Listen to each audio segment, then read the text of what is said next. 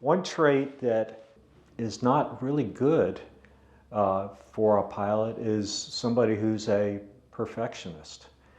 And I joke with people, I say, I screwed up so much as a kid that I was used to it, you know. And I tell people, I say, when we get ready to go fly, or even before we fly, as the pre-test briefing, I say perfection is not the standard. We're not looking for perfect. If you make a mistake, deal with it, you know, and keep going. I say probably the biggest challenge is actually dedicating the time to study, and that's like half the work. Yeah, anyone can fly an airplane. Anyone can fly an airplane.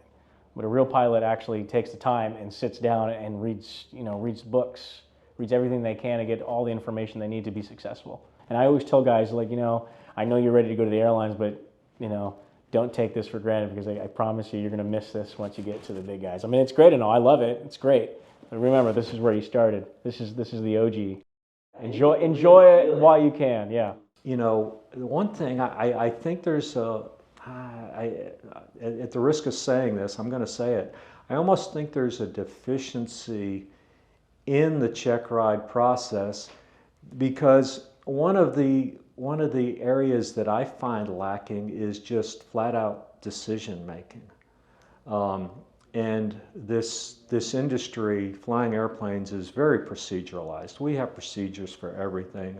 Actually, at one of the flight schools here in Conroe, if you go in the bathroom, they actually have a checklist in the bathroom that tells you what to do. And it's very, very detailed. And it's kind of funny that we have procedures for everything.